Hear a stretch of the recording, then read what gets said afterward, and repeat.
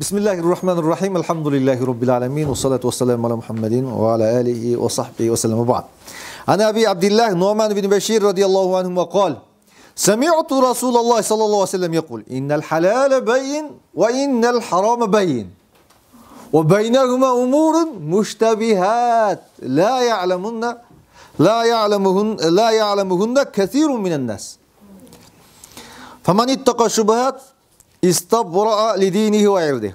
Ve men vaka fi şubuhat vaka fi'l haram. Kerra'i yara havla'l hima yushik en yerta'a fih. Ala ve inne li kulli melikin hima. Ala ve inne himallahu maharimuh. Ala ve inne fil cesedi mudghatan İza saluhat salahal cesedu kulluh ve iza fasadat fasadal cesedu kulluh. Ala ve hiyel kalb. Ravahul Bukhari ve Muslim. Ana Abdullah Numan ibn Beşir radıyallahu anhuma rivayet kılıp Peygamber sallallahu aleyhi ve sellem'den mınday dep aytkanын uqtum deydi. İnnel halale beyin. Adal nerselerden bardığı emne? Açık aykın gelgen. Ve innel harame beyin. Aram nerseler dağı emne? Açık aykın gelgen. O beynehuma umurun muştabihat. Ökönün ortasında köp şektүү nerseleri var. La ya'lemuhunna kesirun minen nas. Köp adamlar anı bilbeyt. Biroq alımlar, ilimdүүлөр, bilimdүүлөр alarda bilet. Biroq köp adamlar emne kılbayt? Anın kimisi aram, kimisi adal ekenini bilbeyt dep atat. Faman ittaqa şubuhat. Kimde kim şubhalı nersedен alыс bolsa, faqad istabbara li dinihi ve irdihi. Çınında al abroyun saktadı. Dinini saktadı. Abroyun saktadı. Ve men vaqa fi şubuhat. Kimde kim şubhalı nersege varsa, şekli nersege varsa, emne bolup kalat dedi? Aramga düşüp kalat dedi. Kerra'i yara havla'l hima. Koyçuman koylarını çegaranın aylanasında tüyünde kaytarıp yürüyen siyahtı dedi. Koylarda alıp jürösün, kaytarıp jürösün da tiyakta buğday turat. Birönün egintigini. Tüyünü aparıp kaytarıp jürösün. Bir gözürmemde koylar emne götüp ketişi mümkün. Bardoz ayılda çoğun yoğunbuz. Şu karap duru öyle bir gözürmemde buğdaydın bir bölügün jep koyganı görüyoruz. Egintiginin bir bölügün jep koyganı görüyoruz da. Şek şubhada жүрген адам ошол чегаранын түбүндө кой кайтарып жүргөн адам сыяктуу дейт да. Юшик айярта фи. Ал жерге түшүп калышынын толук ыктымалдыгы бар. Ала ва инна ли кулли маликин хима. Билип койгула, ар бир падышанын эмнеси бар дейт? Чегарасы бар, чеги бар. Алла Тааланын чеги, Алла Таала арам кылып койгон, тыюу салып койгон нерселер эмне деди? Ошол чек деди да. Bilip koygula, denede bir tiştem et var, eğer de oşol et oңolsa, büt dene oңolot, oşol et buzulsa, büt dene buzulat, bilip koygula aldı olsa, jürök dep aytты. Demek, hadisten birinci alına turgan payda. Adal bari açık aykın. Adal nersenin bari açık aykın aytılıngan. Aram bari açık aykın aytılıngan. Biroq ökönün ortasında karapayım elge belgisiz bulgan köp şektүү nerseler var. Sizlerden bergen suroolaryňar da bolabı bolboybu. Alımdardын kebir bölügü bolat deyt, kebir bölügü bolboyt deyt. Bolabı bolboybu degen söz. Muzika bolabı bolboybu? Ya. Bolat dep kebirös aytat, bolat bolboyt dep kebir. Şektүү nerse. Oşol nersege bargan bolsaң demek emne degen söz? Demek tiyaka түшүп калдың degen söz. Turabı? Adamga muzikanın kadimkide adam balasını özüne oroп, irmep, tartıp kele turgan kadimkide bir tartуу gücü var.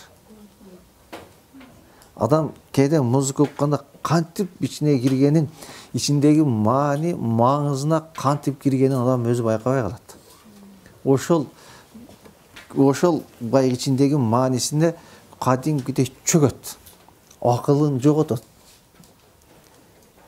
Kadimkide sezimi, içki dünyasının oşol ır menen, muzika menen kadimkide tüylügöt, kadimkide giret.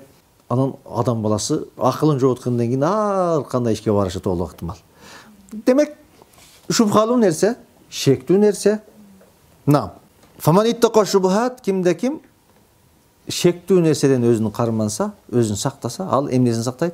абыройын сактайт, абийирин сактайт, динин сактайт. Шектүү нерселер толтура.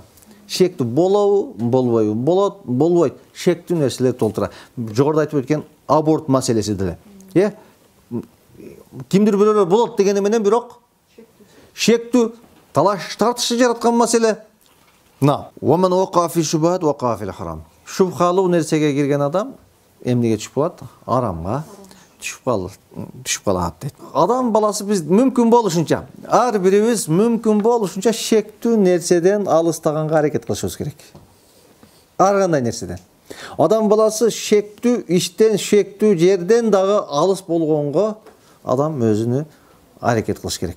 Кээде пендебиз да ушу шектүү нерсени, күмөндүү нерсени телефонуңа сактап аласың дагы өмүр бою ушу телефонуңан эмне кылып жүрө бересиң? Сактап, коруп, чөчүп жүрө бересиң да. Өчүрүп сал, жок кылып сал. Анан телефонуңду бирөө сураса коркпой бер. Не болду экен? Атам көрүп калсам не болот экен? Апам көрүп калсам не болот экен деп баягы дагы кимдир бирөө маселени түшүнүп алсаңар деп ойлойм. İçinde şeklü nersesi var, ondan keyin içinde emne ömür boyu özünü özü koopsuz korkup жүрө берет да. Шектүү жерден алыс бол. Ошон үчүн мусулман адам, момун адам өзүн шектүү жерге койбойт деген асарлар дагы келет. Мусулман адам шектүү жерден алыс болот. Мусулман адам шектүү нерседен алыс болот. Ошондуктан кээ бир алымдар шектүү кайсы бир маселени талаш тартыштуу маселе болгон болсо, ошол маселеден чыгууга аракет кылат. Мазхабтардын баарында ушундай. Бизде Ханафи мазхабында мурундан кан чыкса, дарат бузулат да. Шафилерде бузулбайт. Бирок Шафилерде эмне мурундан кан чыккан адам башкадан дарат алып койгону эме деп эсептелинет? Мустахаб. Биздин Ханафи мазхабында эркек киши аял кишиге кол тийип кеткен болсо, дараты бузулбайт. Башка мазхабтарда дараты бузулат. Жөн эле. Маршрутта барат. Колуна тезет тийип кетти. Дараты бузулат деген сөз. Бирок биздин алымдар эмне деп айтат? Мүмкүн болсо, даратын жаңылап койгон мустахаб, жакшыраак, талаштан чыгыш үчүн. Тигилерди урматтап, сыйлап, тарат алып койгон жакшыраак. Талаштан чыкканга ар бир маселеде талаштан чыкканга эмне кылынган? Аракет кылынганда мустахаб деп айтылган. Ошондуктан шубхалуу нерседен, шектүү нерседен, талаштуу нерседен ар дайым мусулман ары болгонго аракет кылышыбыз керек. Кээ бир адамдар бар, фаттан адамдар. Ар дайым ушу шубхалуу нерсенин аркасынан жүрөт. Ар жерге барганда ушул маселени козгойт. Кайсыл жерге барса ушу баягы элдин арасында бөлүп жарган нерсени козгойт да. Биздин динибиз 99% окшош да, 99%. 1% эмне бар? 1% кичине талаштуу маселелер бар, ушу окшош. Силер айтып отко баягы онча-мынча бердиңер, жумба, музыка дагы ошо окшош. 1%да эмне бар? Талаш маселелери бар да. Кээ бир адамдар барган жеринде ошо 1%ды көтөрөт да. Бул жакта 99% талашсыз маселе турса, барган жеринде, олтурган жеринде, жүргөн жеринде ошол маселени козгойт да. Бул туура эмес маселе. Биз мусулмандардын, элдин, журттун башын бириктиргенге эмне кылышыбыз керек? Аракет кылышыбыз керек.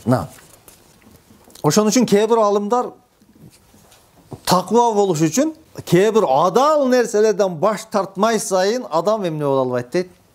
Таква боло албайт дейт. Шубхалуу экенинен коркуп, ушу кичине күмөнсөнөгөн нерсесинен коркуп, ошо арам нерсесинен баш тартмай сайын эмне боло албайт дейт? Таква боло албайт дейт. Имам Навави ушул 40 хадисти жазган Имам Навави. Нава деген айылдан болот. Имам Навави Димашк шаарына, Дамаскос шаарына барып, ошол жакта илим алып, ошол жакта барып окуган. Илгери Дамаск ошол Шам жергесинин 90% вакыф кылынган экен. Меккеге жана Мединага келген зияратчыларга вакыф кылынып, ошол жерден түшкөн. Шам жергеси мындай кооз, мөмөлүү, көк дарактуу жер болгон экен да. Ошол жерден мөмө жемиштин баары вакыф кылынып, каяка? Харамга келген зыйратчыларга деп вакыф кылынган экен. Имам Навави ошондуктан базардан, Шам жергесинен базардан мөмө жемиш алып жебейт экен эле. Нава деген өзүнүн айылынан эмне мөмө жемиш алып келдирип жечү экен да Имам Навави. Карасаң, таквалык да шектүү күмөндүү нерседен алыс болгон. Баягы бул вакыф кылынган нерсе кыяматка чейин вакыф болуп калат деген сөз да. Аны эч ким өзгөртө албайт, эч ким ала албайт деген сөз. Ошондон коркуп мен мынабай базардан баягы мөмө жемиш сатып жеген эмес экен. Таквалыктын чекиси. Ошондуктан кээ бир алымдар Кала Абу Дарда радияллаху анху тамаму тaqwa an yattaqiyallahu al-abdu hatta yattaqihi min misqali zarra. Жада калса кыпындай нерседен коркуу. Wa hina yatruk ba'd ma yara annahu halal khashyata an yakuna haraman. Адал нерсени дагы эмне кылат дейт, кээде баш тартат дейт, эмне экенин деп, арам экендигин билет дейт. Жогоруда айткандай ар бир падышанын эмнеси бар, чегарасы бар. Кудай Тааланын чегарасы ушул арам кылып койгон нерселер. Арам кылып койгон нерселер. Ошол жерге бардың дегенде эмнени чекти буздуң, чегараны буздуң деген сөз. Экинчи андан кийинки хадистен дагы бир алына турган маселе, адам баласынын ушу ниети оң болсо, адам баласынын жүрөгү оң болсо, адам баласынын бүт денеси оң болот. Алымдардын арасында ушул жерден дагы бир маселени токто кетелик. Адам баласынын акылы жүрөгүндөгү же мээсиндеби деген суроо. Имам Шафии айтат, адам баласынын акылы жүрөгүндө дейт. Ошон үчүн бул хадисте жүрөк деп келди дейт. Имам Абу Ханифа айтат, адам баласынын акылы мээсинде дейт, башында дейт. Медицина дагы буну эмне кылат? Адам баласынын акылын мээсинде экенин тастыктайт. Бирок мээ качан иштейт? Жүрөк иштесе иштейт. Ошондуктан ушу мээни иштеткен жүрөк колдонулду деп айтылат. Ушу жүрөк иштеп тургандыгы үчүн, согуп тургандыгы үчүн мээ иштейт. Ошондуктан жүрөккө хитап кылынды деп айтылат. Адам баласынын эң негизги маселеси ошол жүрөктөгү нерсе. Ал пайгамбар хадисте келет: "Инналлаха ла яндур иля суарикум вала иля амваликум." Алла Таала силердин эмнеңе карабайт деди? Силердин келбетиңерге карабайт, байлыгыңарга карабайт. Валакин яндуру иля кулубикум. Бирок Алла Таала силердин эмнеңе карайт деди? Жүрөгүңөргө карайт деди. Көпчүлүк адам ушул жерге келип токтоп калат. Анан өзүн өзү алдайт. Менин жүрөгүм таза да, зато менин жүрөгүм таза да. Туура эмес сөз. Валакин яндур иля кулубикум ва иля амаликум деп келет. Бирок Алла Таала силердин эмнеңе карайт? Жүрөгүңөргө, анан амалыңарга карайт дейт. Эгерде жүрөгүң таза болсо, амалың мыкты болмок, амалың жакшы болмок. Адам кээде биз өзүбүздү алдайбыз, намаз окубай жүрөбүз да. Анан намаз окубайсыңбы десе өзүбүздү эмне алдайбыз? Зато жүрөк таза дейбиз да. Жүрөгүң таза болсо намазыңды окумаксың да. Жүрөгүң таза болсо уурлук кылмак эмессиң да. Жүрөгүң таза болсо мына жабарих Кудайдан коркмок да. Могул нерсе жаман нерсеге бармак эмес да. Жаман ишке бармак эмессиң. Кудайдын айтканын кылмаксың. Хадисти биз толугу менен окушубуз керек. Алла Таала силердин эмнеңе карайт деди? Жүрөгүңөргө, анан кылган амалыңарга карайт деди. Өкөө дал келген болсо, ошондо анан кийин бул жүрөк таза десек болот. Анан кээде өзүбүздү алдап, жүрөгүм таза деп, намазыңды окубай, уурлукту кылып, кылмышты кылып, анан зато жүрөк таза деген дурус эмес. Жүрөк таза болсо, эмне? Амалың дагы таза болушу керек. Демек, Имам Абу Ханифанын айтышы боюнча акыл каякта? Мээде. Ал эми Имам Шафийдин айтышы боюнча акыл жүрөктө. Анна салахул калб фи хамсати ашя. 5 нерсе менен адам баласынын жүрөгү түздөлөт, жүрөгүң болот дейт. Биринчиси кыраатул Кур'ан. Куранды окуу менен. Куранды көп окуу менен адам баласынын жүрөгү тазаланат. Экинчиси курсакты тазалоо менен. Ичти тазалоо менен, курсакты тазалоо менен эмне болот? Адам баласынын жүрөгү тазарат. Үчүнчүсү кыямул лайл. Түнкүсүн туруп, эл уктап жатканда түшүп туруп, 2 рекет болсо дагы Кудай Таалага жалбарып намаз окуу адамдын жүрөгүнү түздөйт деди. Ва тадарру инда сахар, багымдаттан алдын Кудай Таалага жалбарып дуа кылуу адамдын жүрөгүн оңдойт деди. Дуанын кабыл боло турган учуру. Күн сайын багымдаттан алдын 10 мүнөт болсо да эрте туруп, 2 рекат намаз окуп, ошол жерде Кудай Таалага жалбаруу, тахажжудтагы окуйсуң, эмне да кыласың? Дуаны да кыласың, багымдатты окуйсуң. Эң жүрөктү тазалай турган нерсе. Анан кийин жакшы адамдар менен, салих адамдар менен, таква адамдар менен олтуруу дагы адам баласынын жүрөгүнө эмне кылат деди? Оңдойт деди. Кээде таква, бир эле таквадан бир группаны таквалыкка чакырат. Бир эле таквадан бир группанын баарын таква кылат. Кудайдан корко турганга кадимгидей тарбиялат. Жүрүшү менен, турушу менен, олтурушу менен, сүйлөгөн сөзү менен. Кээде бир эле бузук адам группанын баарын бузат. Бир ушакчы баарын бири-бирине салат. Баары бири-бирине айтыштырат. Ошондуктан жакшы адамдар менен, позитивдүү ой жүгүрткөн адамдар менен, жакшы ой жүгүрткөн адамдар менен олтуруш керек. Салих адамдар менен дос болуш керек.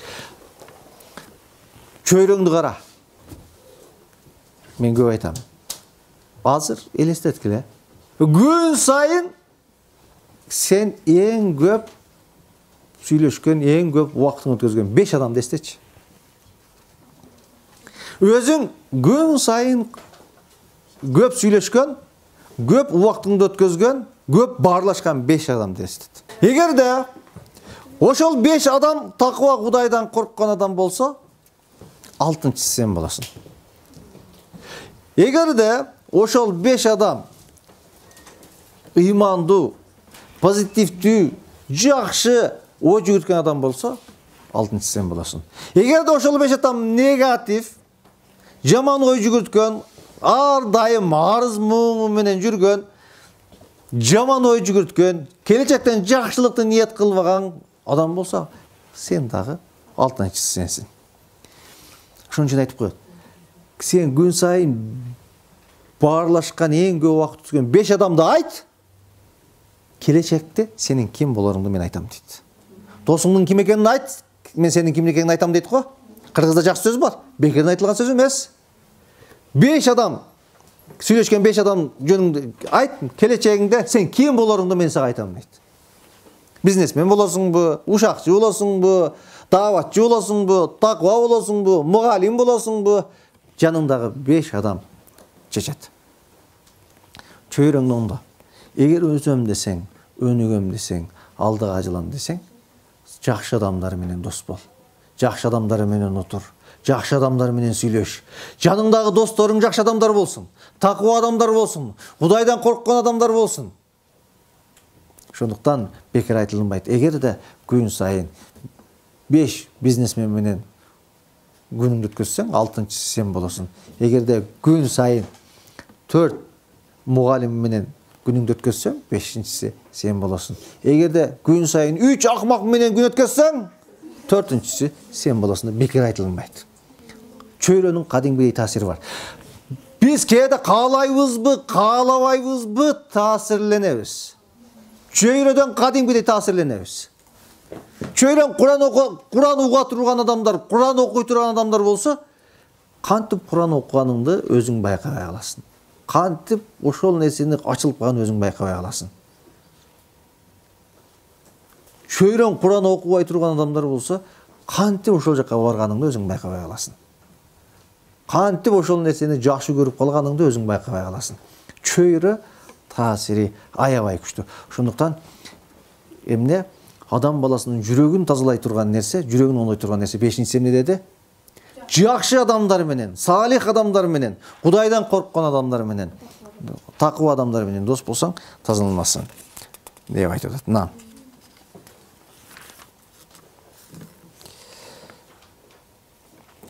Хадис бизди адал нерсени кылып, арамдан, шектүү, шубхалуу нерседен алыс болууну буйрду.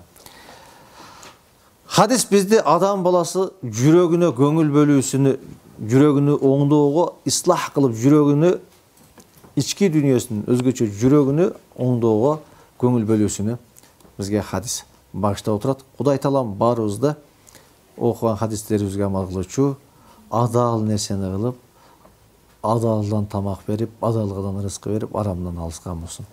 Кудай таалам бизди шек күмөндүү, жаман иштерден ары болгон болсун. Кудай таалам бизди жамандын сөзүнөн, жамандын көзүнөн сактаган болсун. Кудай таалам бизге таквалык берсин. Жакшы адамдар менен дос болгон насип кылган болсун. Кудай таалам элибизге, жерибизге, мамлекетибизге тынчтык берген болгон болсун. Кудай таалам бизге пайгамбар буйрган, пайгамбардын жолу менен жашаганды насип кылган. Жаман жолдан алып кылган, адашуудан өзүң алыс кылган я Раббил аламин. Кудай Таалам бул дүйнөдө, акыретте бизди шерменде кыла көрбөгөн я Раббил аламин. О жараткан Алла Таалам бул дүйнөдө кемчиликтерибизди, күнөөлөрүбүздү жашыргандай, Кудай Таалам акыретте дагы кемчиликтерибизди, күнөөлөрүбүздү жашыра көргөн. Бирахметке я архамар рахим.